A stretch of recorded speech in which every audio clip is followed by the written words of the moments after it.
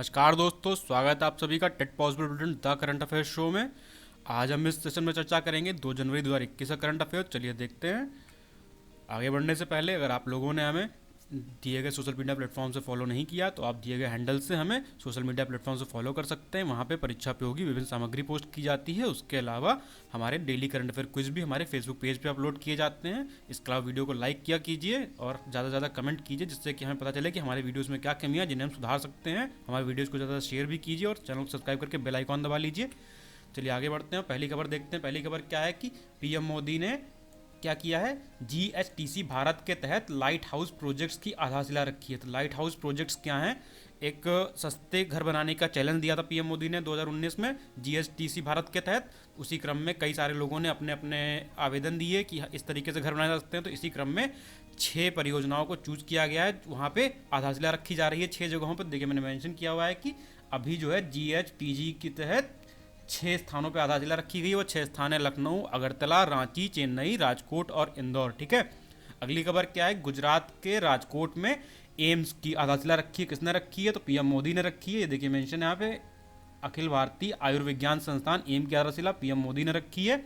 ये एम्स कब तक तैयार हो जाएगा? उम्मीद है कि 2022 तक तैयार हो जाएगा। इसकी लागत कितनी आ रही? तकरीबन 1195 करोड़ की लागत आ रही है। और आपको यह भी पता होना चाहिए कि भारत में पहले एम्स का निर्माण हुआ था वर्ष 1956 में दिल्ली में। ठीक है। आगे बढ़ते हैं अगली खबर की तरफ। हमारी अगली खबर है बेंगलुरु का कैंपेगौड़ा हवाई अड्डा। ठीक है। ये दक्षिण भारत का पहला हवाई अड्डा बन गया है जिसको कैट 3B सर्टिफिकेशन दिया गया है। कैट 3B सर्टिफिकेशन होता है ऐसे एयरपोर्ट जिनके रनवेज पे इमरजेंसी में, एडवर्स कंडीशन में, खराब मौसम में भी फ्लाइट को लैंड किया जा सके जब विजिबिलिटी 50 मीटर से भी कम हो। ठीक है। ऐसे केस में ऐसे एयरपोर्ट्स को हम देते हैं कैट 3B सर्टिफिकेशन। ठीक है। तो ऐसा सर्टिफिकेशन पाने वाला वो भारत का छठा हवाई अड्डा बन गया है। अगली खबर क्या है हमारी, भारत ने वैश्विक मांग को देखते हुए सहजन पाउडर के निर्यात की शुरुआत की है। ठीक है। किस चीज़ के निर्यात की? सहजन पाउडर के निर्यात की शुरुआत की है। और पहली खेप कहाँ भेजी है? पहली खेप अमेरिका भेजी है। और ये सारा काम कर कौन रहा है? तो भारत सरकार की तरफ से कृषि और प्रसंस्करण खाद्य उद्योग उत्पाद निर्यात विकास प्राधिकरण, उसको एपीडा बोलते हैं, ये क्या कर रहा है, इस पूरे निर्यात के लिए बुनियादी ढांचा उपलब्ध करवा रहा है। तो सहजन क्या होता है? सहजन विटामिन सी। ठीक है। विटामिन सी सहजन में बहुत ज़्यादा होती है। तो आपको पता होना चाहिए, अगर एग्जाम में पूछ दे कि सहजन में कौन से न्यूट्रिएंट्स पाए जाते हैं तो आपको पता होना चाहिए सहजन में विटामिन सी भरपूर मात्रा में पाया जाता है। तो अगली खबर क्या? अगली खबर है पंजाब सरकार ने हाल ही में प्रशासन में पारदर्शिता और जवाबदेही लाने के लिए एक डिजी नेस्ट नामक ऐप की शुरुआत की। इसके माध्यम से जो भी प्रशासन के काम होते हैं उनको इस ऐप पर डाला जाएगा, जिससे कि जवाबदेही और पारदर्शिता बनी रहेगी उनके कार्यों में। अगली खबर क्या हमारी, गैर स्थायी सदस्य के रूप में भारत ने 1 जनवरी 2021 से संयुक्त राष्ट्र सुरक्षा परिषद में कार्य करना शुरू कर दिया है। और सुरक्षा परिषद में अस्थायी सदस्य के तौर पर भारत का यह 8वां कार्यकाल है। इसके पहले 7 बार भारत गैर स्थायी सदस्य रह चुका है। भारत लगातार कोशिश कर रहा है कि वो वहाँ का स्थायी सदस्य भी बन जाए। तो आपको पता होना चाहिए कि संयुक्त राष्ट्र में कितने स्थायी सदस्य होते हैं? 5 स्थायी सदस्य और 10 अस्थायी सदस्य होते हैं। ठीक है। अगली खबर है हमारी सोमा मंडल। इन्हें हाल ही में Steel Authority of India Limited SAIL का चेयरपर्सन नियुक्त किया गया है। और इस पोस्ट पे पहली महिला होंगी, इसलिए ये पहली महिला चेयरपर्सन बन गई है सेल की। ठीक है। उन्होंने किसको रिप्लेस किया, किसकी जगह पे उन्होंने स्थान लिया है? तो उन्होंने अनिल कुमार चौधरी का स्थान लिया है, जो कि 31 दिसंबर को रिटायर हो गए थे। अगली खबर क्या है, Central Drugs Standard Control Organization, ठीक है, CDSCO बोलते हैं इसको, इसकी विशेषज्ञ समिति ने हाल ही में ऑक्सफोर्ड एस्ट्राजेनेका की वैक्सीन जिसका नाम है कोविशील्ड, इसको आपातकालीन उपयोग के लिए मंजूरी प्रदान कर दी गई है। ठीक है। अब क्या हुआ, ये पहली वैक्सीन बन गई, इसे भारत ने मंजूरी दी है। इसका निर्माण किसने किया? इसका निर्माण SII serum institute of India limited ने किया है। ठीक।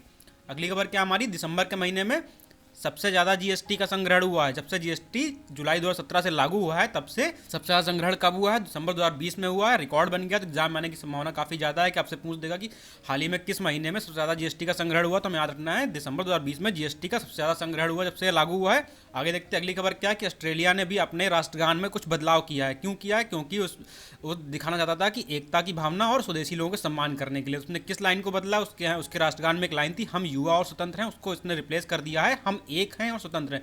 युवा को एक से रिप्लेस किया है। इसके अलावा आप जान लीजिए ऑस्ट्रेलिया का राष्ट्रगान क्या है। तो ऑस्ट्रेलिया का राष्ट्रगान है एडवांस्ड ऑस्ट्रेलिया फेयर। ऑस्ट्रेलिया का राष्ट्रगान है। आपको विभिन्न देशों के राष्ट्रगान के बारे में हल्की फुल्की नॉलेज होनी चाहिए। ठीक है।